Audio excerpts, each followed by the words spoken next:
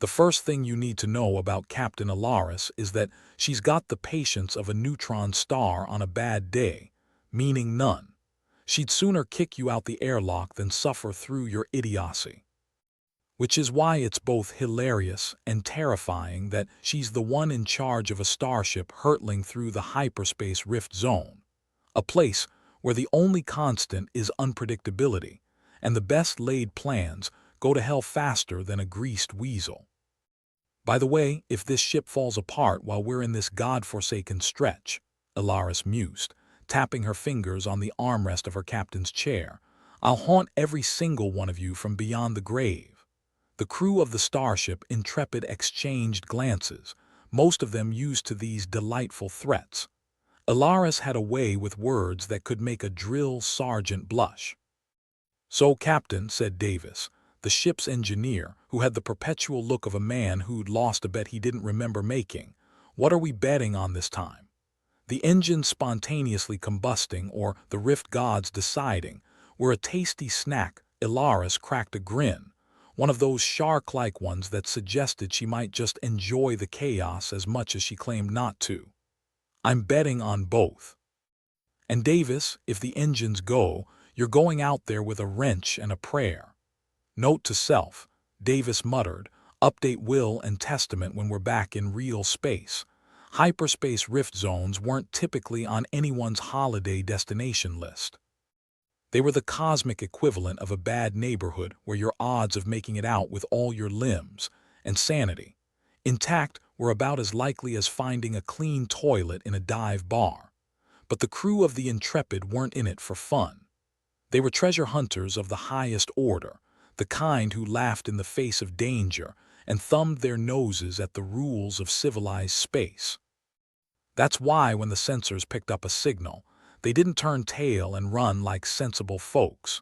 Instead, they leaned in closer, the way you do when you think you hear something interesting in a horror movie, and just have to know if it's the wind or the chainsaw-wielding maniac. "What have we got, Mags?" Elarus asked, glancing over at the ship's navigator, who was as reliable as a drunk's promise but had an uncanny knack for finding the path of least resistance most of the time. "Looks like some kind of signal," Mags replied, squinting at the jumble of data on her screen like she expected it to bite her. "Old, ancient even, could be a beacon. Or a trap. Either's fine," Elarus said with a shrug, "as long as it's worth something." Mags tapped a few buttons, bringing up a visual on the main screen. The image flickered and stuttered before resolving into something that might have been a ship once, back when dinosaurs roamed the earth or whatever they had out here millions of years ago. "Holy mother of," Davis breathed, his usually cynical tone slipping as he stared at the relic floating in the void. "That's some serious history right there, or a museum piece," Elarus added, "which we can probably sell for a nice chunk of change, provided it doesn't kill us first." "How we getting in there?" asked Vel, the ship's pilot. Vel had a talent for flying that bordered on suicidal, and a penchant for stunts that resulted in more hangover cures than medals. "Carefully," Elarus replied, in a tone that suggested careful was merely a suggestion and not an actual plan. "Bring us in close, but not too close. I like having a ship with all its bits attached." The Intrepid sidled up to the alien derelict like a cat approaching a particularly curious-looking cockroach. Up close, the thing looked even more ancient, its surface pocked with scars and dents that told tales of battles long past and wars nobody remembered. "I've got a weird feeling about this," Mags said, which was code for we're about to have one of those days. "Something's off, like it's alive." "Great," Elarus replied, rubbing her hands together. "I always wanted to meet new friends." Davis checked his readings, frowning at the screen. "Captain, we're getting energy readings off the chart. Whatever this thing is, it's not dead, or it's undead," Vel chimed in helpfully. "Maybe it's a space vampire." "That's the spirit, Vel," Elarus said dryly. "Now let's see what it takes to crack this thing open." A boarding party was assembled, consisting of the best, or at least the most expendable crew members. The plan was simple: get in, poke around, and get back out before anything had a chance to explode or eat them. As the airlock opened onto the ancient ship, the team filed in, weapons ready, expressions somewhere between eager and how the hell did I end up here. Looks like a ghost town, Mags whispered, her voice echoing in the silent corridors. And not the charming kind. Keep your eyes peeled, Elarus ordered. If anything moves, shoot it. If it keeps moving after that, shoot it again. They crept through the ship, the air thick with the smell of stale death and the promise of things better left alone. It wasn't long before they found it. A room filled with strange, alien machinery, the kind that looked like it was designed to do things humanity hadn't yet imagined. At the center was a console, its surface glowing with a soft, pulsing light that seemed to beckon them closer. "What do you think it does?" Vel asked, peering at the console with the same mix of curiosity and dread one might feel when handed a drink called the Widowmaker. "Let's find out," Elarus said with a grin, stepping forward to touch the console. The moment her fingers made contact, the light flared, bathing the room in an otherworldly glow. "Oh, that's not ominous at all," Davis muttered, his sarcasm doing little to cover the edge of fear in his voice. The console came to life, projecting a holographic display of a universe they knew, and yet didn't. Stars blinked in and out of existence, planets formed and shattered, time running like a river through their fingertips. "Looks like someone's home movies," Vel said, trying to keep the mood light despite the growing sense of something monumental happening. "And here I thought my aunt's slideshow was boring." Then, as if responding to their presence, information began to flow. Concepts, ideas, knowledge that was both tantalizing and terrifying in its scope. "It's a repository of something," Mags said, eyes wide as she tried to process the flood of data. "It's like a library, but the books are alive. And the prize for understatement of the year goes to," Davis trailed off, shaking his head at the sheer absurdity of it all. As they watched, a particular piece of information caught Elarus' eye. It spoke of a technology, a way to cheat death, to live beyond the boundaries of flesh and bone. "Virtual immortality," she whispered, the words feeling heavy and strange on her tongue. "Say what now?" Vel asked, looking like he'd just been told his cat was actually a dog. "The aliens," Elarus explained, still staring at the console. "They found a way to transfer consciousness into whatever this is. And I thought my grandma's stories were far-fetched," Davis said, rubbing his chin thoughtfully. "So what, we become data ghosts, floating around wherever this thing sends us." "That's one way of putting it," Elarus replied, the implications spinning in her mind like a mad carousel. The crew gathered closer, the weight of the discovery pressing down on them like a tombstone. "This could change everything," Mag said softly, awe and fear battling in her voice. "Imagine what humanity could do with this. Or what we could do to humanity," Vel countered. "Imagine politicians never dying." "I'd rather hug a cactus." Elarus knew they were at a crossroads, the kind that only came once in a lifetime if you were lucky or unlucky. The kind where every choice felt like the wrong one and the consequences were impossible to predict. "We need to decide," she said, her usual bravado tempered by the enormity of their situation. "Do we take this knowledge back or let it rot here in the dark?" The room fell silent, the only sound the soft hum of alien machinery, as each crew member considered the weight of the decision. "Either way," Davis finally said, breaking the silence with a rueful grin, "we're screwed, right?" "Pretty much," Elarus agreed, the corners of her mouth twitching up despite the gravity of the moment. Just then the ship shuddered, a deep groan reverberating through its ancient bones, as if the relic itself was waking up.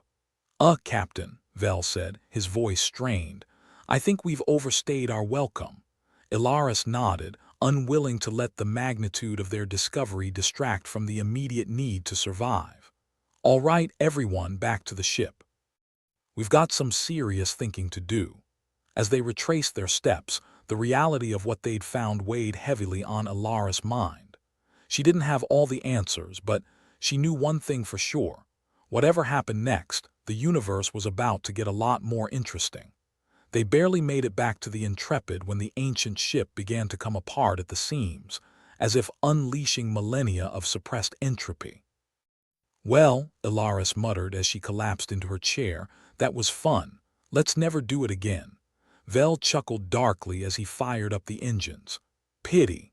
I was just getting to like our new haunted house." As the Intrepid pulled away, leaving the crumbling derelict behind, Elarus allowed herself a moment of reflection. Whatever they just stumbled into, it was bound to set off a chain of events they couldn't possibly predict. But that was a worry for another day. For now, there was only the rift, the stars, and the haunting promise of immortality waiting to be unleashed. "Let's get out of here," Elarus ordered, her voice steady, full of the kind of confidence that comes from knowing you've just set the galaxy on a collision course with destiny. "And Davis, get ready to fix whatever breaks next."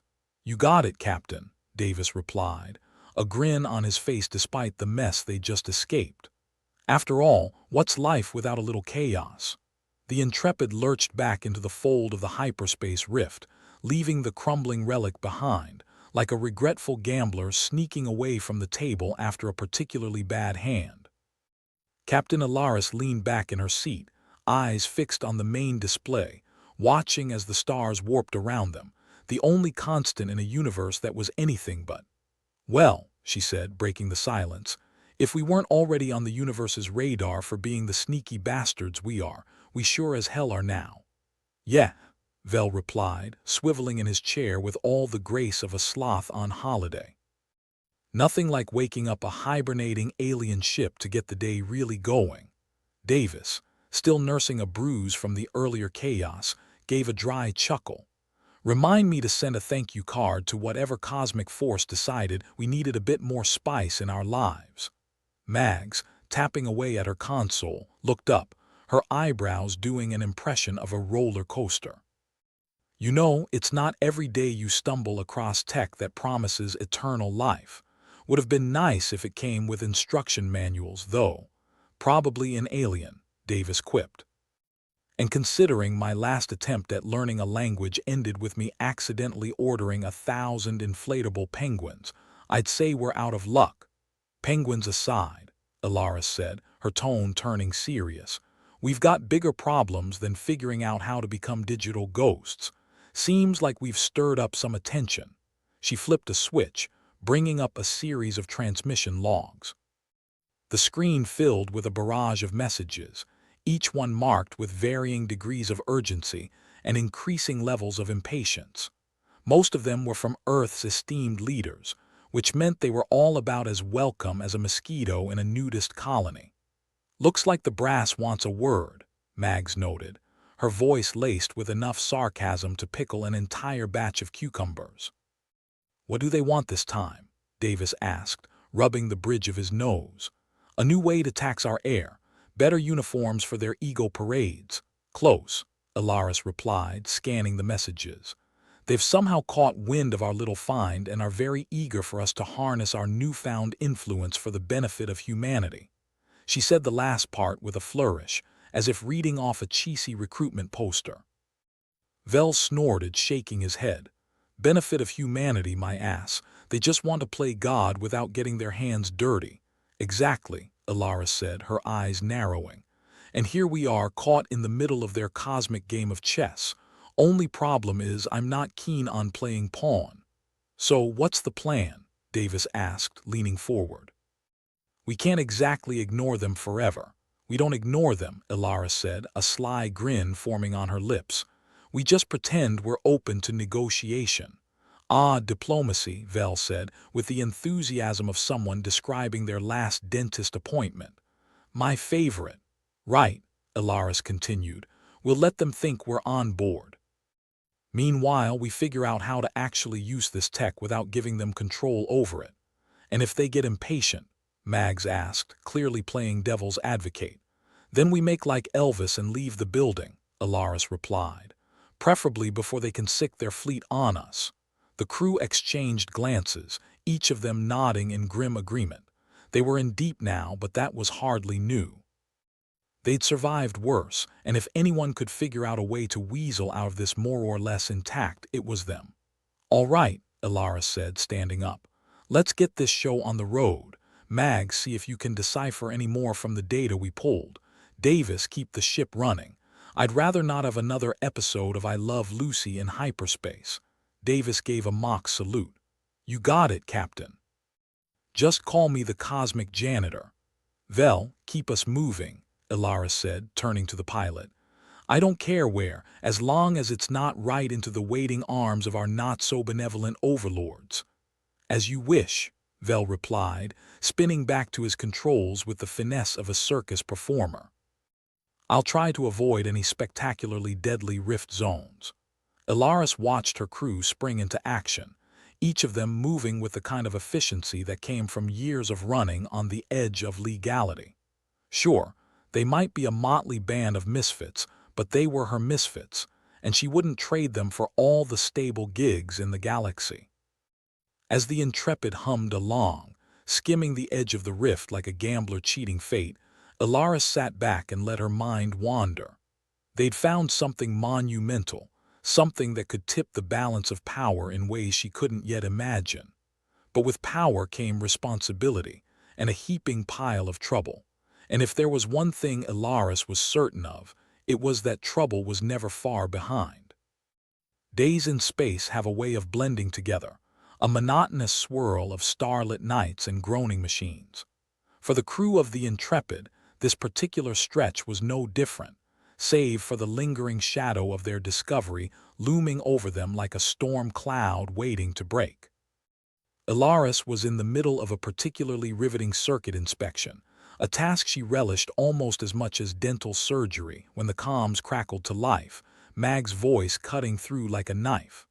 Captain, we've got company, Mags announced, her tone suggesting she'd rather be anywhere else. Elarus closed the panel with a sigh, heading to the bridge. I hope it's not those door-to-door salesmen again. I'm still trying to get rid of the last batch of useless gadgets they pawned off on us. As she stepped onto the bridge, the humor in her voice evaporated. The main screen displayed a fleet of ships, sleek and imposing, like sharks circling around an unsuspecting fish. Let me guess, Elarus said, her eyes narrowing. They're not here to offer us a great deal on car insurance. Afraid not, Vel replied, his fingers dancing across the controls. Looks like our esteemed colleagues from Earth sent us a welcoming party. Fantastic, Elarus muttered. Just what I needed to round off my day. Mags tapped a few keys, bringing up the fleet's insignia. They're hailing us, Captain. Want me to put them through, or should we pretend we're out of town? Put them through, Elarus said, straightening up. Might as well see what they want before we decide whether to run.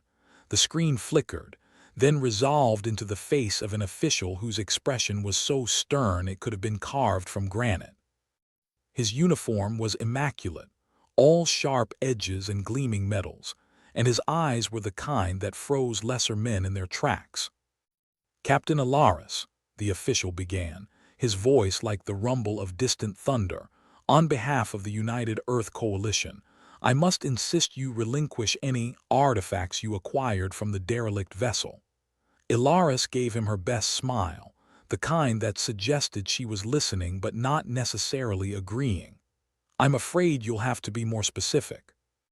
My crew and I come across so many interesting bits and bobs in our travels, it's hard to keep track. The official's expression didn't change. You know exactly what I'm referring to, Captain. The technology you discovered has the potential to revolutionize our understanding of existence. Revolutionize, you say? Elarus said, feigning innocence. Sounds impressive. But you know how it is, sometimes things get misplaced.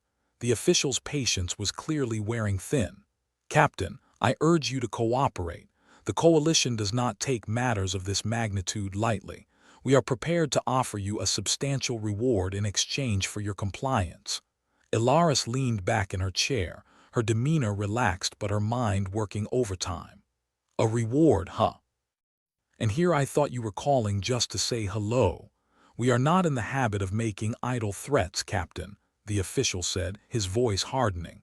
The Coalition expects your cooperation. Elarus' smile widened, but there was steel beneath it now. Well, You know what they say about expectations, don't you? They're like warships, better when they don't run into each other. The official's expression darkened, but before he could respond, Vel leaned over and cut the connection, the screen going dark. Thought I'd save us the drama, Vel said, not bothering to hide his disdain. Figured we weren't going to accept their generous offer of servitude anyway. Good call, Elarus replied, standing up. Mags, chart us a course out of here.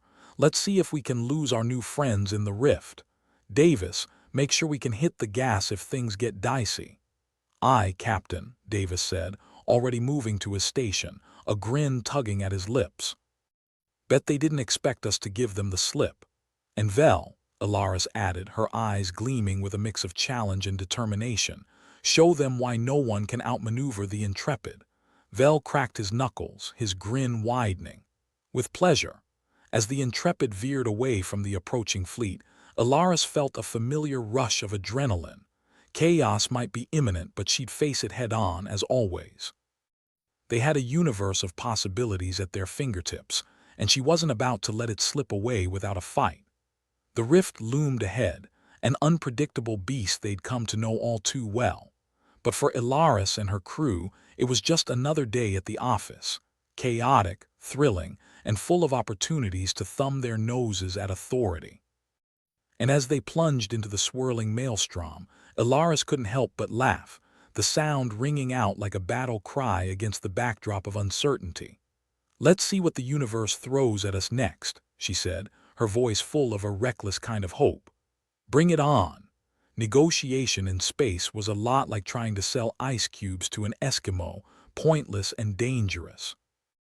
But Earth's government had sent Ambassador Jaxel anyway, hoping to pull off the galactic equivalent of a used car sale. Elarus had no choice but to let him onboard the Intrepid. The last thing they needed was Earth breathing down their necks while they were trying to dodge a fleet. Jaxel strutted onto the bridge, all pomp and circumstance wrapped in a suit that looked like it had been stolen from a fashion show for the terminally stiff. Elarus eyed him like a cat watching a particularly presumptuous mouse. Captain Elarus, a pleasure, Jaxel said, extending a hand with the enthusiasm of someone touching a public toilet seat. Elarus accepted it reluctantly. Ambassador. I hope you've brought your best bargain-hunting instincts. We're about to meet the universe's most temperamental customers.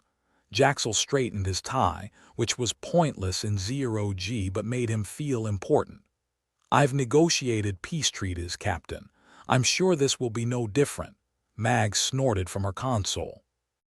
Yeah, because aliens are just known for their love of bureaucracy. Jaxel chose to ignore her, which was probably for the best. Mags could verbally eviscerate a person quicker than a vacuum can suck out their air supply. Vel leaned over to Elarus, whispering, "This guy wouldn't last 5 minutes in a bar brawl, let alone a diplomatic mess with aliens who think plasma cannons are a handshake." Elarus smirked. "Let's just hope he can talk as fast as we can fly." The hyperspace rift loomed large and foreboding on the starboard view. The crew had seen it all before, though it never failed to remind them that space was more try not to die than to boldly go. As they navigated the swirling madness, Jaxel attempted to make small talk. "So, Captain, how did you come across this alien technology?" Elarus shrugged, nonchalant. "You know how it is. You follow a false distress signal, board a derelict ship, accidentally boot up some ancient tech. Standard treasure-hunting stuff. The Coalition is quite interested in its potential," Jaxel said, trying to sound like he was in control of the situation. "We need to ensure it doesn't fall into the wrong hands." Davis snorted from his station. "Newsflash, they already have. Welcome aboard." Jaxel blinked, unsure whether to take that as a threat or a fact. Knowing Davis, it was probably both. The Intrepid pushed through the last of the rift, the alien ships coming into view. They were odd, like someone had tried to build a spaceship after only seeing them in cartoons. Flashy definitely, but also dangerously armed. Go figure. A communication channel opened, and a voice that could only be described as a cross between a sandblaster and a symphony filled the cabin. "Humans, you possess the key to eternity. Why do you vex us with your presence? Jaxel stepped forward, clearing his throat. Esteemed beings, we come in peace. The alien voice paused as if trying to suppress laughter. Or maybe that was just the translator glitching. Peace. You claim to bring peace, yet your kind speaks of conquest. Conquest. Oh no, we prefer the term strategic partnership, Jaxel said, attempting diplomacy with the subtlety of a sledgehammer. The alien voice returned, more interested now, like a cat playing with a mouse that dared to talk back. Humans are both gods and threats. We must decide what to make of you. Elarus leaned into Jaxel. How's that peace treaty experience treating you now? Jaxel swallowed, visibly sweating. Working on it, Captain. Working on it. Vel rolled his eyes, plotting a course to slip out of this mess if negotiations went south, which, knowing their luck, was inevitable. Perhaps we can offer you something valuable, Jaxel suggested, grasping for straws like a drowning man for a life preserver. The alien's response was delayed, eventually emerging like a sinister chuckle. Valuable? We already possess what is valuable. You must prove your worthiness. Worthiness? Mags echoed, raising an eyebrow. Let me guess, they want us to walk barefoot across a bed of lasers. Elarus chuckled under her breath, shaking her head. Nothing's ever easy, is it? Jaxel took a deep breath, his facade of calm crumbling faster than an overbaked cookie. What must we do to prove our worthiness? He asked, trying to sound like he wasn't about to have a nervous breakdown. The alien replied with a cryptic challenge. You must choose, save your crew or acquire the treasure. Show us what you hold dear.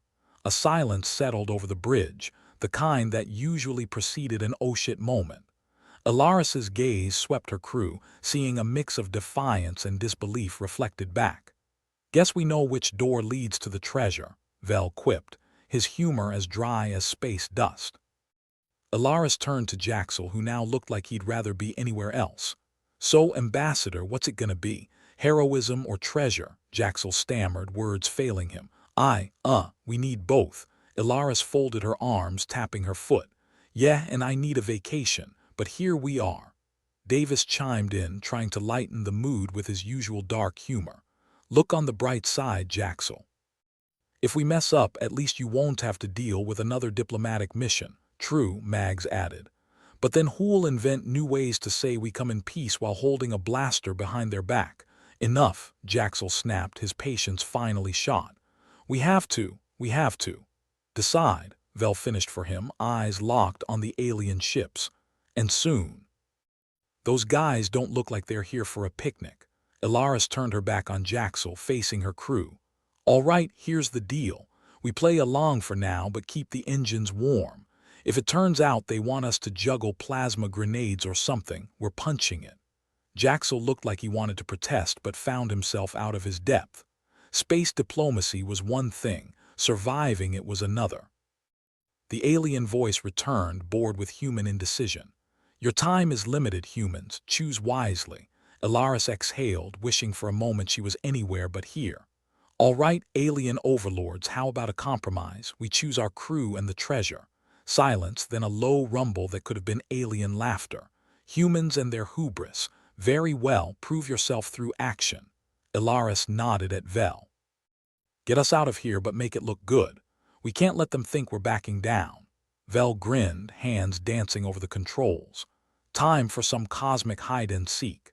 As Vel initiated evasive maneuvers, the alien ships began their pursuit. The Intrepid careened through the void, skirting danger with the reckless precision they'd become infamous for. Jaxel clung to his seat, looking more like a poleaxe deer than an ambassador. Are we running? Running, Elarus snorted. Nah, we're strategically repositioning. Big difference. The alien ships closed in, their challenge still hanging like a threat in the air. But Elarus was in her element now, the chaos of familiar comfort. As the Intrepid danced through the stars, it became clear that proving their worth would take more than words or bravado. It was a fight for survival, a test of wits and will against a universe that didn't care whether they lived or died. And in the end, maybe that was worth more than any treasure. Bring it on, Elarus muttered, as they plunged deeper into the rift, the vast unknown stretching out before them. Whatever happened next, they'd face it together, with sarcasm, grit, and enough dark humor to choke a black hole. Because in the end, they were the crew of the Intrepid, and no one messed with their found family. Not even the universe itself. The Intrepid's bridge was abuzz with the kind of energy you'd expect in a bar right before last call, a mix of excitement, desperation, and the lingering hope that someone might have a brilliant idea. Captain Elarus was the bartender, trying to keep the chaos from turning into a full-blown brawl. Elarus glanced over at Jaxel, who was still clinging to his chair like a man who just discovered gravity was optional. "You okay over there, Ambassador? Or do you need a paper bag?" Jaxel managed a weak smile. "I'd prefer a solution to our current predicament." Mags, busy at her console, let out a chuckle. "Well, unless you've got a magic wand tucked away in that fancy suit of yours, I'd say we're fresh out of those." "Great," Jaxel muttered, looking more like a deflated balloon with each passing second. "Just what I needed, a comedic crew." Elarus leaned in, dropping her voice to a conspiratorial whisper. "Hey Davis, think you can rig up something to jam their communications? Make it look like we're sending out a distress call." Davis, ever the tech wizard, grinned. "You got it, Cap. Nothing like a bit of guerrilla tech warfare to start the day." Meanwhile, Vel was busy plotting their course through the stars, his fingers dancing over the console like a musician on speed. "We've got a window to slip out if we time it right. But it'll be tight, and by tight you mean possibly suicidal, right?" Mags raised an eyebrow, amusement dancing in her eyes. "Is there any other kind?" Vel shot back, the banter bouncing around the bridge like they were all in on a cosmic joke, one with potentially fatal punchlines. Elarus turned her attention back to Jaxel, who had regained some sense of composure. "All right, Mr. Ambassador. How about you distract them with some of that charming diplomacy of yours while we make our move?" Jaxel looked about as thrilled as a cat in a bath. "And what exactly am I supposed to say?" "I don't know," Elarus replied, deadpan. "Offer them a used starship warranty or something." Before Jaxel could muster a retort, the alien voice crackled back over the comms, oozing impatience. "Humans, your indecision grows tiresome. Choose now or face annihilation." "Well, they sure know how to make a girl feel special," Mags quipped, adjusting her headset. Jaxel cleared his throat, adopting his best diplomatic tone, or at least the version that hadn't been completely crushed by existential dread. "Esteemed beings, we apologize for our delay. We value your patience and wisdom." Translation: "Give us a sec, we're stalling," Vel murmured to Elarus, who nodded, suppressing a laugh. The alien voice was silent for a moment, and they could almost hear the gears turning, or whatever passed for gears in alien thought processes. "Your words delay the inevitable. What is your decision?" Jaxel hesitated, glancing uncertainly at Elarus. Captain Elarus sighed. "Tell them we're considering all options. And Davis, yeah, make sure that distress signal is ready to go. I want them thinking we're more helpless than a fish in a frying pan." "You got it, Cap," Davis replied, hands moving swiftly over his console. "Let's see how they like a little techno-babble from the humans." Mags snickered.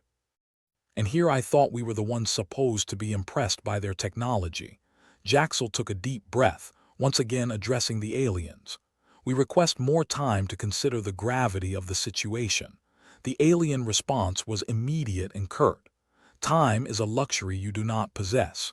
"Great. They're not just technologically advanced, they're time management experts too," Mags said with mock admiration. Elarus turned to her crew, her voice low and urgent. "All right, folks, time for Plan B. Vel, get us ready to bolt. Davis, fire up that signal. Mags, keep an eye on their movements. I want to know the second they even think about pointing something shiny in our direction." The engine room hummed to life, the ship vibrating with potential energy like a coiled spring. Vel's fingers hovered over the throttle, eyes focused and intense. "Ready when you are, Captain.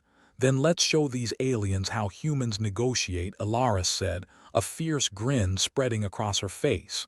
"By outmaneuvering them."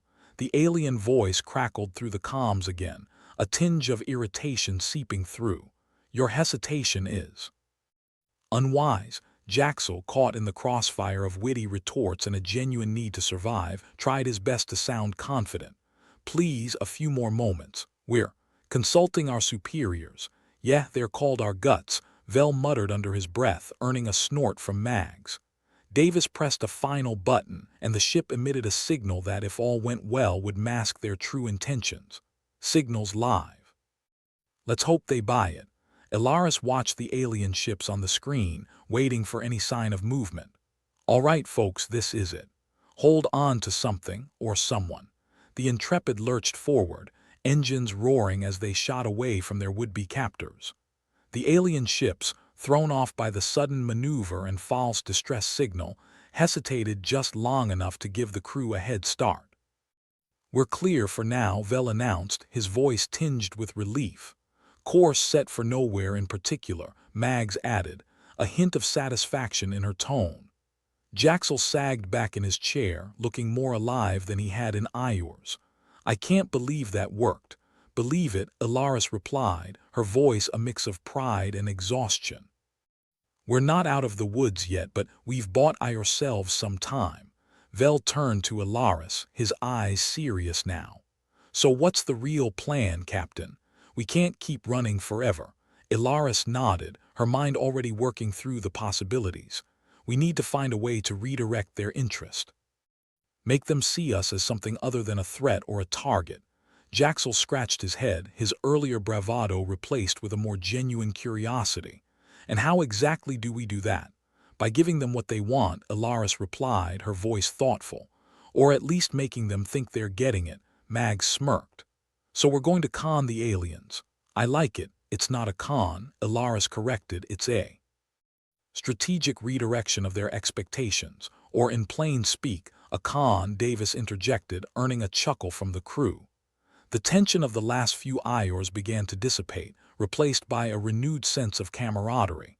They were in this mess together, and together they'd find a way out. Jaxel, finally feeling like he was part of the team rather than a liability, leaned forward. All right, Captain. How do we make them see us as something other than a problem to be solved? Elarus pondered, the weight of their situation heavy on her shoulders. We show them what humanity values most. Not power or control, but our ability to adapt to survive against the odds. Vel grinned. So we're going to outhuman them. Exactly, Elarus said, her resolve firm. And in doing so, we'll show them that we're more than just another obstacle in their path. The crew shared a knowing look, each member understanding the stakes, both personal and collective. They were the crew of the Intrepid, and they'd faced worse odds than this. Together, they'd find a way to turn the tables. As the ship sailed further into the unknown, the crew settled into their roles, each preparing for the challenges ahead. Jaxel, feeling less like a burden and more like a part of the team, resolved to do his part. All right, folks, Elarus said, looking around at her crew with a grin that was both mischievous and determined. Let's show them what we're made of. And with that, the Intrepid continued its journey through the stars, a defiant reminder that in the vast, uncaring universe, it was often the smallest, most underestimated forces that could make the biggest impact. As they sped through space, the threat of interstellar war loomed large, but so did the possibility of a new understanding, a new beginning forged in the fires of adversity. And perhaps, Elarus thought, that was the real treasure after all. But she'd never admit it out loud, not when there were still cosmic jokes to be told and battles to be won. The Intrepid zipped through hyperspace like a cat with its tail on fire, the crew gripping their consoles as though their lives depended on it, which, conveniently, they did. Captain Elarus stood at the center of this organized chaos, trying to keep her cool while the universe seemed hell-bent on showing them a cosmic middle finger. Just once, I'd like to navigate hyperspace without feeling like death's on my tail with a megaphone, Elarus muttered, half to herself and half to anyone listening. Where's the fun in that? Vel replied, his fingers flying over his console, navigating through the rift zone with a mix of skill and pure, unadulterated bravado. If we're not flirting with catastrophe, are we even doing it right? Maybe I missed the memo where catastrophe was part of the job description. Mags chimed in, glancing at Vel with a smirk. I thought we signed up for the treasure, not the trauma. As if to punctuate her point, the ship shuddered, an ominous prelude to the impending doom. Davis, ever the harbinger of bad news, looked up from his console, his brow furrowed. Cap, we've got a problem," he said, his voice tinged with the kind of seriousness that made Elarus's stomach do a little flip. "Of course we do," Elarus sighed, rolling her eyes skyward as though appealing to a particularly apathetic deity. "Lay it on me, Davis. What's the latest in our never-ending series of unfortunate events? Alien fleets regrouping.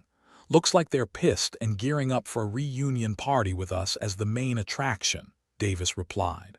"Lovely. Any chance they're just here to exchange recipes or maybe share a little interstellar gossip?" Elarus quipped, but there was no disguising the tension in her voice. "Unless how to obliterate humans counts as a recipe, I'd say no," Davis said, his dry tone hardly masking the gravity of their predicament. Elarus rubbed her temples, the dull throb of an impending headache creeping in. "Right, let's regroup, people. Suggestions, preferably ones that don't involve us getting vaporized. Could we try reasoning with them again?" Jaxel asked, albeit half-heartedly, as if even he didn't believe his own suggestion. Vel snorted. "Sure, and maybe they'll offer us a nice spot on their home planet, right next to the crater where the last guys who reasoned with them ended up." "Vel's right," Mags added. "They didn't come all this way to negotiate tea parties." Elarus nodded, her mind racing. "All right, then. We need a distraction. Something big enough to make them think twice about pressing that big red button of annihilation.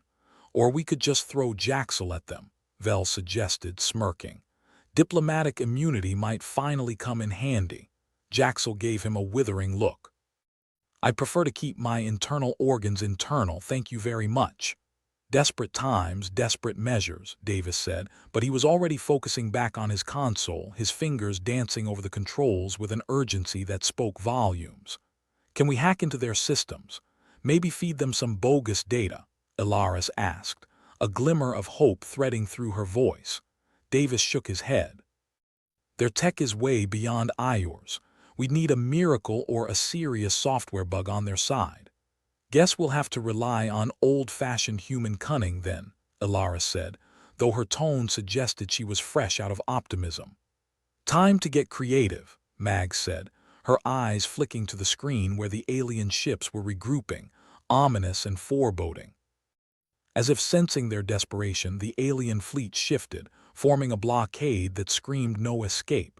It was like being trapped in a bad dream where the only alarm clock was a series of laser pulses. "So we're officially screwed then?" Vel asked, casting a sideways glance at Elarus. She squared her shoulders, adopting her best fearless leader facade. "Not yet. We've still got a few tricks up our sleeve. Care to share with the class?" Mags said. Elarus took a deep breath. "We need to make them think twice, show them we're not just some easy prey." "And how do we do that exactly?" Jaxel asked, his anxiety creeping back to the surface. "By giving them a reason to hesitate," Elarus replied. "Something they can't ignore." "Like what?" Vel pressed. "Like Earth," Elarus said, her voice dropping as she realized the magnitude of what she was suggesting. A stunned silence fell over the crew, the weight of her words hanging in the air like a storm about to break. "You want to risk Earth?" Jaxel asked, incredulous. "Not risk. Leverage," Elarus clarified. "We make them think that messing with us means messing with Earth itself. No alien wants that kind of trouble. And if they call our bluff," Mags asked, "then we hope they are as scared of Earth's bureaucracy as we are," Elarus said with a grim smile. "That's one hell of a gamble," Davis said, his eyes meeting Elarus's. There was a flicker of respect there, buried beneath layers of skepticism and dread. "Welcome to space," Elarus replied, spreading her hands wide in mock invitation. where the stakes are always sky high and the odds are never in our favor. The crew exchanged uncertain glances, the enormity of their situation sinking in. It was a long shot, a desperate ploy in a game where the rules were written in a language they couldn't understand. But at this point, it was the only card they had left to play. "All right," Elarus said, her voice steely with determination. "Let's rig up a signal. We'll make them think Earth's backing us up, ready to rain down hell if they try anything." Davis nodded, already working on the transmitter. "Might be able to spoof some Earth-Gov signals, make it look official." "And if they don't buy it?" Vel asked. Elarus met his gaze, her eyes dark with resolve. "Then we improvise. Like we've always done." As Davis worked, the tension on the bridge was palpable, a heavy weight pressing down on them all. The alien ships loomed closer, their intentions clear and deadly. "Signals ready," Davis said, his voice cutting through the silence like a knife. "Here goes nothing." They watched the feed, holding their collective breath as the signal went out, a digital Hail Mary thrown into the uncaring void. Seconds ticked by like hours, each one a tiny eternity of doubt and fear. The alien fleet paused, their formation wavering as if they were reconsidering their next move. "Looks like they're buying it," Mag said, her voice barely above a whisper. "Or they're just confused," Vel said. "Either way, it's a win," Elarus said, a fierce grin tugging at the corners of her mouth. "Let's not waste the opportunity." As they plotted their next move, the ship's comms crackled to life, the alien voice returning, now tinged with a hint of, was that apprehension. "Human vessel, we acknowledge your association with Earth. Further hostilities are postponed pending evaluation." Translation: "We scared the crap out of them," Mag said, unable to suppress a chuckle.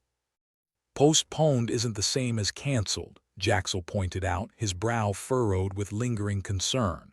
"True, but it buys us time," Elarus said. "Time to think, time to act. We might just survive this yet." The crew exchanged glances, a glimmer of hope rekindling in the face of overwhelming odds. But the moment of triumph was fleeting. As if the universe had decided they were having far too much fun, the ship's sensors blared, an ominous warning that shattered their brief reprieve. "Incoming transmission," Vel announced, his voice tight with urgency. "From who?" Elarus asked, already dreading the answer. "Internal," Vel replied, his eyes narrowing as he scanned the data. "Looks like a crew member." Elarus's heart sank. The timing was too perfect, too suspicious. "Patch it through." The screen flickered, revealing a shadowy figure, their face obscured by the low light of the maintenance bay. "Well, well," the figure said, their voice distorted but unmistakably human. "Looks like I picked the perfect time to make my move." "Damn it," Elarus cursed under her breath. She knew that voice, knew it all too well. "Who the hell are you?" Vel demanded, his hand hovering over the controls, ready to cut the signal at a moment's notice. "Just someone who's tired of playing second fiddle," the figure replied, "and ready to cash in on a better deal." "Traitor," Jaxel hissed, his eyes wide with shock and betrayal. Elarus glared at the screen, her hands clenching into fists. "What do you want?" "What anyone wants," the figure said with a casual shrug. "To come out on top, and I figure selling you out to our alien friends would do just that." "You're insane," Mag said, her voice dripping with disgust. "Logical," the figure corrected.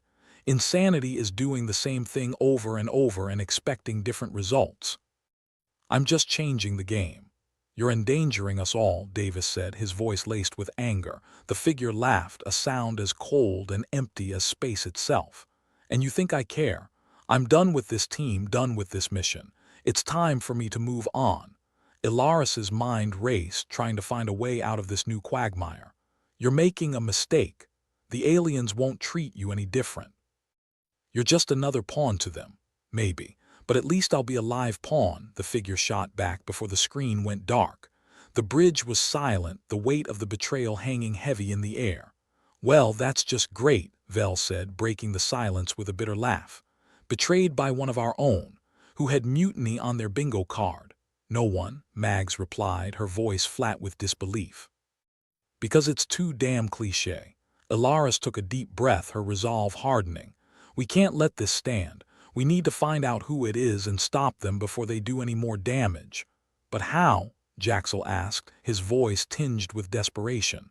They could be anywhere. We'll start with the systems, Davis said, already typing commands into his console. Find any tampering, any unauthorized access.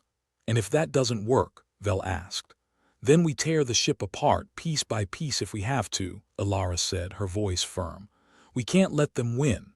As the crew set to work, the reality of their situation settled over them like a shroud. They were outmatched, outgunned, and now betrayed from within. But as Elarus looked around at her crew, saw the determination in their eyes despite the odds stacked against them, she felt a flicker of hope. They might be in the darkest Ior, but they were still in the fight. And as long as they were fighting, there was still a chance. Let's get to work, Elarus said, her voice cutting through the tension like a knife. We've got a ship to save. And with that, the crew of the Intrepid set to their task, united by a common purpose and driven by the knowledge that in the vast, uncaring expanse of space, they were all they had. It wasn't much, but it would have to be enough. Elarus glared at the console like it had personally insulted her mother. The bridge of the Intrepid was a beehive of frenetic activity, only without the comforting predictability of bees. Instead, they had betrayal, an alien fleet ready to make them space debris, and one hell of a bluff that might still blow up in their faces. How the hell are we supposed to find a traitor and deal with an alien fleet at the same time? Mags asked, frustration radiating from her in waves. This wasn't exactly in the job description. Right next to hazard pay and possible dismemberment, I'm sure, Vel muttered, his fingers dancing over his console. Didn't sign up for this either, but here we are. Elarus pinched the bridge of her nose, trying to squeeze out a semblance of a plan. We need every advantage we can get. Anything that can turn the tables. As if on cue, the relic sitting innocuously on the table began to hum softly, like it was clearing its throat before dropping a bombshell. The thing had come with more caveats than a used starship dealer, but it was their best shot at finding something to leverage. Jaxel, who had been hovering near the back like he was hoping to phase through the walls, perked up. Is it supposed to do that? If I knew that, I'd have already written the instruction manual, Elarus said, her voice tinged with sarcasm. Davis, check it out. See if it's trying to tell us something or just about to explode. Davis approached the relic with the kind of caution usually reserved for live grenades and litigious contracts. Looks like it's activating some kind of interface. Wait, there's a pattern here. Yeah, the pattern where everything goes wrong, Vel quipped. What's it showing? A sequence. Could be code or hell, an alien version of the hokey pokey, Davis said, squinting at the holographic display. But it's linked to their perception tech. Could reset their sensors, maybe even their records. You're saying this thing can make them forget we exist? Mags asked, hope creeping into her voice. More like hit the refresh button on their screensavers, Davis replied with a wry grin. But yeah, it could give us a clean slate. Elarus felt a flicker of hope, the kind that usually preceded a spectacular failure. Still, it was better than nothing. All right, get it ready. We need this Hail Mary to connect if we're getting out of this. There's a catch, Davis said, his grin fading. It's not just a button press. Needs authorization, alien authorization. Of course it does, Elarus sighed. Wouldn't be a proper clusterfuck otherwise. I can try to spoof it, but it's going to take time, Davis said. Time we don't have, Vel reminded him. Pretty sure the alien battle hymn is T-minus imminent death. We could try to negotiate, Jaxel suggested, clearly grasping at straws. With who? The aliens or the traitor, Mag snorted. Both sound equally suicidal. Elarus shook her head. No negotiating. We're treasure hunters, not diplomats, but we need to stall them long enough for Davis to work his magic. Jaxel, can you contact Earth? We need them to back our play. Jaxel looked like he was being asked to juggle live plasma grenades. I can try, but the government's not exactly known for quick responses, or rational ones. Just tell them the aliens are about to go full Independence Day on Earth unless they help us out, Vel said. Should get their attention, or start a war, Mags added helpfully. Either way, it's attention, Vel shrugged. And we need every bit we can get. Elarus watched as Jaxel hurried to the comm station, tapping into the long-range frequencies. This better work, or we'll be using the Intrepid Asterisk as a very expensive coffin. Cheerful thought, Mag said dryly. Anyone else feel like we're the punchline to the universe's worst joke? Yeah, Davis said, eyes glued to the relic. But we've got the setup for one hell of a comeback. Jaxel's voice cut through the tension. I've got a line through to Earth. Let's hope they pick up. They won't, Vel said with certainty. But we can always hope for a miracle. Miracles are for church, Vel, Elarus said. We're in the business of making our own luck. Jaxel fiddled with the comms, his fingers moving frantically. This is Ambassador Jaxel of the Intrepid Asterisk, requesting immediate assistance. We have alien contact and require urgent support. There was a pause, the kind that makes you question every life choice that led to this point. Then a voice crackled back, dulled by distance and bureaucracy. Intrepid, this is Earth Command. State your emergency. Elarus leaned in, her voice steady. Alien fleet, possible assault. We need EarthGov backing to leverage a ceasefire. Send verification codes now. The line went silent, the anticipation thicker than the sludge they called coffee back on Earth. Verification in progress, the voice finally returned, laced with the enthusiasm of a sloth on sedatives. Elarus gritted her teeth. We're running out of time, Command. If you don't want a new crater where Earth used to be, expedite. Understood. Stand by, Vel let out a low whistle. Nothing like a little planetary extinction threat to get them moving. Let's just make sure we don't end up as a cautionary tale in some distant classroom, Mags said, her eyes on the relic. And if this doesn't work, Jaxel asked, his voice barely hiding his anxiety. We improvise, Elarus said, her tone cold steel. Again, Davis's console pinged, drawing his attention. All right, think I've got the relic's interface cracked, ready to attempt the reset. Well, let's hope we don't trigger the alien equivalent of a self-destruct, Vel said, trying for humor but not quite reaching it. Elarus, we have command on the line, Jaxel said suddenly, his voice tight with urgency. Put them through, Elarus replied, bracing herself. The screen flickered to life with a view of an Earth Command officer, his expression pinched as if perpetually smelling something unpleasant. This is Commander Harks. What's the situation? Elarus didn't waste a second. We need you to back our signal. Make it look like Earth is ready to jump into this fight. We have a plan to reset their systems, but we need time. Harks looked dubious, the kind of face that screams lost in meetings for decades. Authorization for that kind of action requires full council approval, by which time we'll be cosmic dust, Vel muttered, earning a glare from Jaxel. Commander, listen, Elarus cut in, her voice sharp. This isn't just about us. It's about avoiding a full-scale interstellar incident. Help us now and we can avert a disaster. Harks hesitated, then nodded begrudgingly. We'll support your transmission. Earth Command out. The line went dead, leaving them with the hum of the ship in their own racing hearts. Well, guess that's something, Mags said, not sounding entirely convinced. Something's all we need, Elarus replied, turning to Davis. Do it. Davis took a deep breath, his fingers poised over the console like a pianist about to play his debut. Here goes nothing. The relic glowed brighter, a kaleidoscope of alien symbols swirling in the air. Davis tapped a sequence, and the ship's systems shuddered as the interface engaged. For a moment, nothing happened. Then the alien fleet on their screens flickered, their formation breaking as if suddenly unsure. It's working, Davis said, the relief in his voice palpable. They're confused. Good. Let's make the most of it, Elarus said. Vel, get us the hell out of here. With pleasure, Vel said, his hands moving over the navigation controls. Plotting course back to civilized space. As the Intrepid Asterisk surged forward, the alien fleet hesitated, their hesitation giving the Intrepid Asterisk the precious seconds needed to slip past the blockade. And we're clear, Vel announced, a hint of triumph in his voice. For now, anyway. The bridge erupted in cheers, the tension breaking like a dam burst. But as the adrenaline faded, the reality of their situation remained. They dodged a bullet, but the gun was still loaded. "Nice work, everyone," Elarus said, exhaustion creeping into her voice. "But the traitor's still out there and they'll be back. One problem at a time," Mag said, a small smile playing on her lips. "Let's just enjoy the fact we live to fight another day." "Agreed," Vel said. "Though I'm not looking forward to the debrief back home."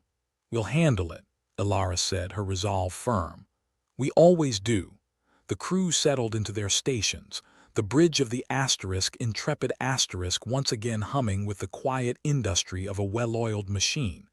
They'd faced death and betrayal and somehow come out the other side, albeit bruised and battered. In the vast, unfeeling expanse of space, they were still just a blip on the radar. But for now, they'd won a small victory, and that was worth savoring. "All right, team," Elarus said, her voice carrying the weight of leadership and camaraderie. "Let's get back to work. We've got a ship to run and a galaxy to navigate." And so, with a renewed sense of purpose, the crew of the intrepid set their course for home, united in the knowledge that come what may, they'd face it together. The bridge of the intrepid was experiencing one of those rare quiet moments where you could almost hear yourself think. Almost. That is until Vel decided to break the silence with his usual brand of acerbic wit.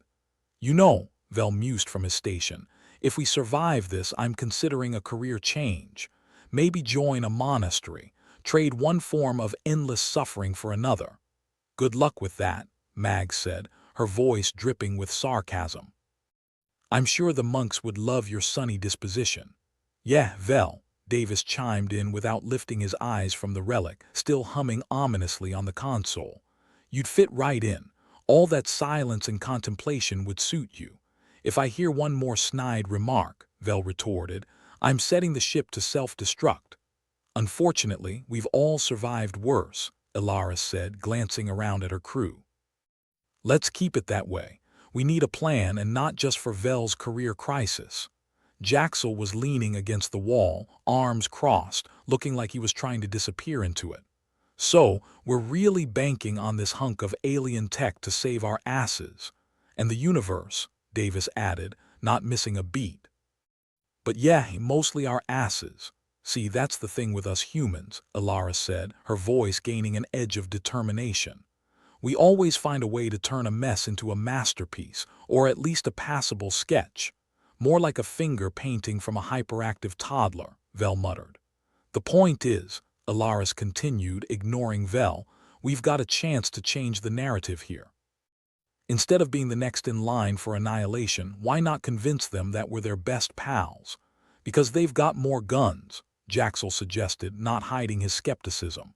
"And they kind of hate us." "Minor details," Elarus said with a wave of her hand. "Davis, you said this relic can reset their systems, right? Wipe their records." Davis nodded, squinting at the shifting symbols. "In theory, yeah. But it's also alien tech, so who knows? Maybe it'll just delete our Netflix history." "Perfect," Elarus said, clapping her hands together. "A clean slate is exactly what we need. We make them think we're the best thing since sliced bread." "Sliced bread," Vel interjected. "Really shooting for the stars there, Captain," Mag snickered. "Maybe start with something more impressive, like duct tape." "Or coffee," Elarus sighed, rolling her eyes. "Fine, the best thing since coffee, whatever works. Davis, can you tweak this thing to feed them a narrative? Something that sings our praises and doesn't end with us vaporized." "Maybe," Davis replied, looking thoughtful. "If I can get the relic to interface with their perception tech, it could work. We'd be rewriting their reality with a human-friendly version." "Great," Elarus said, looking determined. "Start writing our Nobel Prize acceptance speech." Jaxel shook his head, running a hand through his hair. "You do realize if this goes wrong, we'll be the first interstellar species to orchestrate its own propaganda debacle." "Hey, someone has to be first at something," Vel shot back, smirking. "Focus, people," Elarus said, her voice cutting through the banter. "Davis, how soon can you make this happen?" "Give me a little time," Davis replied, fingers already dancing over the holographic keys. "And you know, a miracle wouldn't hurt." As always, Elarus said with a humorless grin. Vel, get us into the best position to transmit the signal once it's ready. We're going to need every advantage we can get. Vel nodded, his usual sarcasm replaced by a rare moment of focus. On it, Captain. I'll have us aligned like a choir boy at Sunday service. Just make sure we don't end up singing our own funeral march, Mag said, mostly to herself. With the plan set in motion, the crew of the Intrepid fell into a rhythm, each member working with the kind of synchrony you'd expect from people who'd spent far too long together under one roof, or hull, in this case. Time was slipping through their fingers, the moments ticking by with the same inevitability as their impending doom. And yet there was a sense of purpose coursing through the bridge, a shared determination to pull off a miracle. Davis was hunched over the relic, his brow furrowed in concentration. "Okay, I think I've got it," he said finally, not looking away from his work. "We're ready to roll the dice." "Move aside, Lady Luck," Jaxel muttered, casting a wary glance at the relic. "Here's hoping we don't roll snake eyes." "Enough gambling metaphors," Elarus said, her voice a mix of nerves and resolve. "Let's do this." Davis hit a final sequence of commands and the relic flared to life, bathing the bridge in an ethereal glow that, for once, didn't seem entirely ominous. The ship's communication systems crackled as the relic began transmitting its fabricated story, weaving a tale of humans as misunderstood explorers, victims of cosmic circumstance rather than reckless adventurers. "Well, if this doesn't work," Vel said, breaking the silence, "at least we'll go down in history as the galaxy's most delusional species." "Optimism, Vel," Elarus said with a tight smile. "It's all part of our charm." The screens showed the alien fleet, their formations shifting as if in confusion. For a tense moment, the Intrepid hung in the balance, the outcome uncertain. And then, like a reluctant wave of sympathy, the fleet began to retreat, their ships pulling back with a hesitance that spoke of newfound doubts. "It's working," Jaxel said, sounding almost surprised. "They're buying it. They're not the only ones," Mags added, nodding towards the consoles. "Earth Command is hailing us. They're curious about the sudden ceasefire." Elarus allowed herself a moment of relief, a smile breaking through her tension. "Tell them we're just that convincing, or that lucky," Vel said, leaning back in his seat. "Luck's just probability in a fancy suit," Elarus replied. "And we're wearing it well today." Earth Command's voice came through the comms, crisp and tinged with disbelief. "Intrepid, this is Command. We're seeing a change in the alien posture. Confirm your status." "We've managed to open a dialogue and establish a temporary peace," Elarus replied, choosing her words carefully. "We're initiating terms for a long-term resolution." The line was silent for a moment, as if Earth Command was taking a collective breath. "Understood, Intrepid. Maintain your position and await further instructions." "We'll be here," Elarus said, casting a glance at her crew. "For now." The comms clicked off, leaving the bridge in a silence that was, for once, not filled with dread. "Looks like we bought ourselves some time," Davis said, leaning back with a sigh. "And maybe a little more respect from our neighbors." "Respect or just a breather?" Jaxel asked, still wary. "Doesn't matter," Elarus replied, her expression firm. "We got what we needed. Now it's on us to keep it going." "So what's next?" Mags asked, looking around at her crewmates.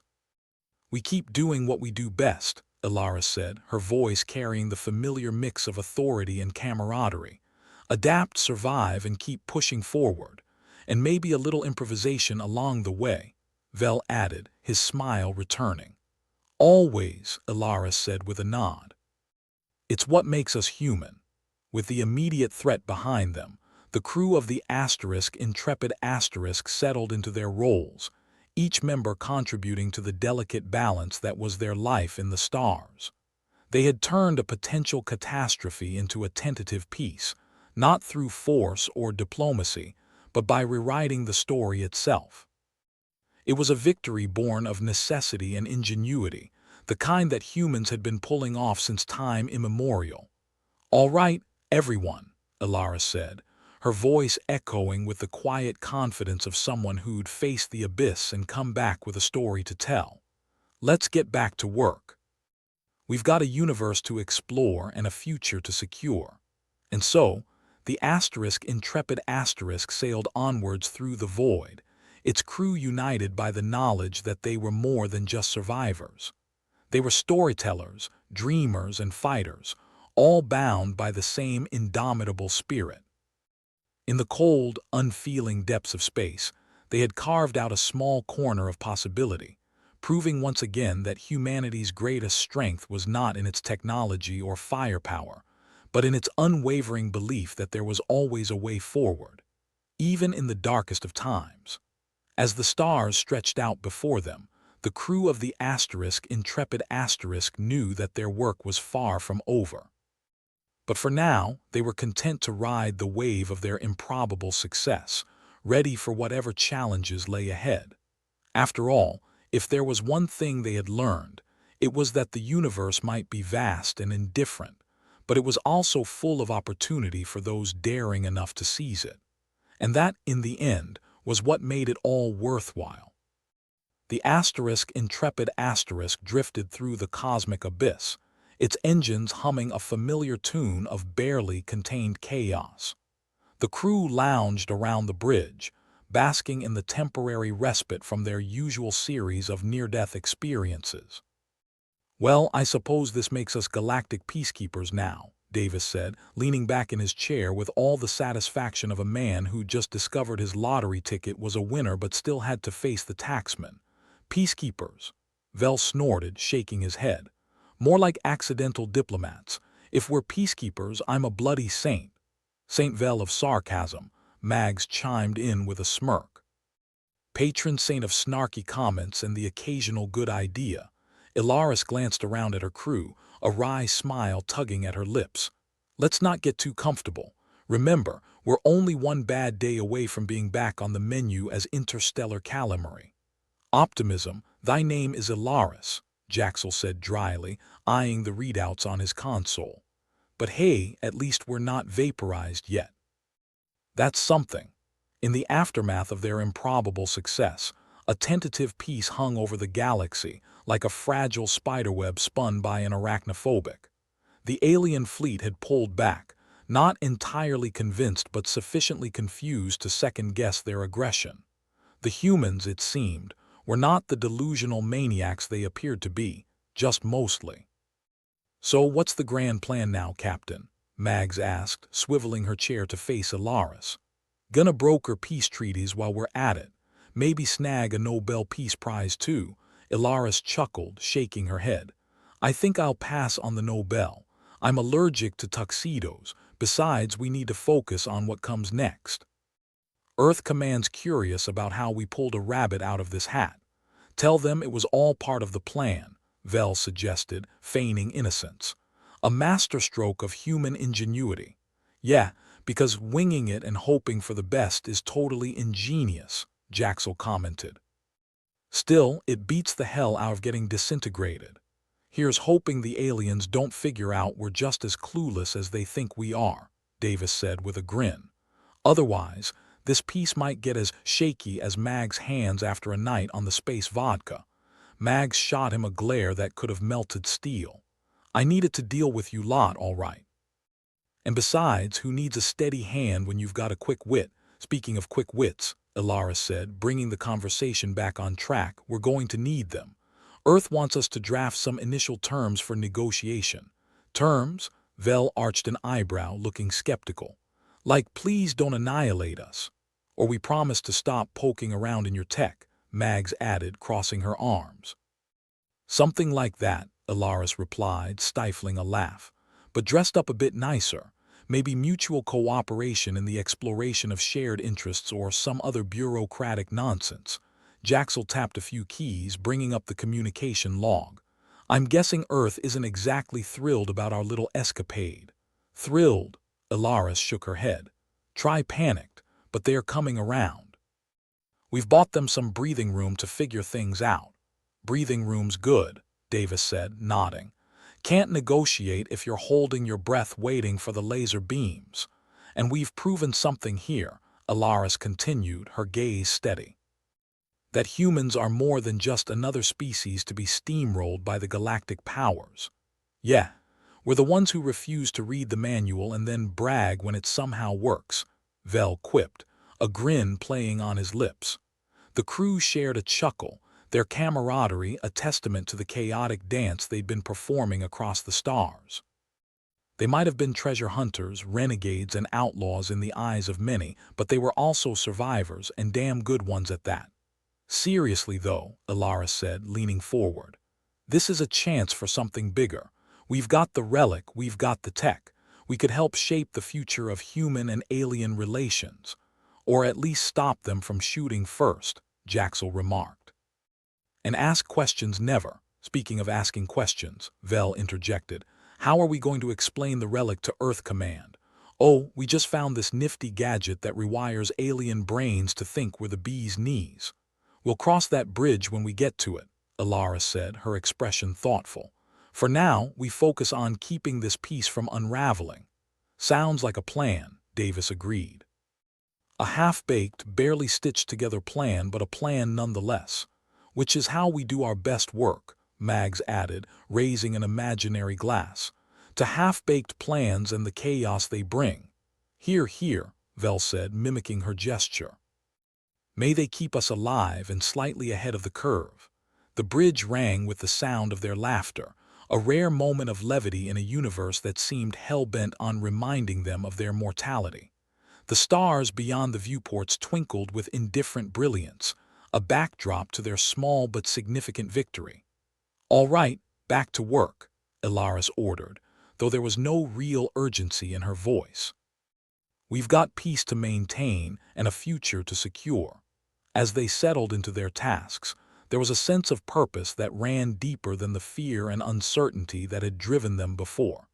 They were more than just a ragtag band of spacefarers. They were a part of something much bigger now. Davis glanced up from his console, eyeing his captain with a mix of admiration and mischief. You know, Cap, you might just have a future in this whole diplomacy thing. Elarus rolled her eyes, the hint of a smile playing on her lips. Let's not go that far. I'd rather stick to what I know best, getting us into trouble and then finding a way out. A noble calling if ever there was one, Jaxel said with a chuckle. And hey, if all else fails, we've got the relic. Yeah, provided it doesn't decide to fry us instead, Vel added, ever the realist. Elarus turned her attention back to the screens, watching the shifting patterns of starlight and shadow. Whatever happens, we'll face it together. And maybe, just maybe, we'll make something good out of all this. Or at least something not terrible, Mags offered, always the pessimist with a heart of gold. As the intrepid asterisk sailed onward, the crew knew that their journey was far from over. The galaxy was vast and unpredictable, a place of wonder and danger in equal measure. But they also knew that as long as they had each other, they could face whatever came their way. In the end, they were more than just survivors. They were a family. A dysfunctional, slightly insane family, but a family nonetheless. And in the great expanse of space, that was a treasure more precious than any relic or artifact. As they navigated the uncertain waters of interstellar diplomacy, the crew couldn't help but feel a sense of anticipation. They were on the cusp of something new, a future that was theirs to shape and define. And if there was one thing they'd learned, it was that the universe was full of surprises. Some good, some bad, and some that were just plain bizarre. But whatever came their way, they were ready to face it head-on. Because in the end, they were the crew of the intrepid asterisk. And if there was one thing they knew how to do, it was survive against the odds, with a laugh and a middle finger raised to the cosmos. As the stars stretched out before them, the crew knew they had a future to write, a story that was uniquely their own, and they would tell it with all the irreverence and humor that had brought them this far. After all, in a universe as unpredictable as theirs, laughter was as essential as air. And with that in mind, they set their sights on the horizon, ready for whatever lay ahead.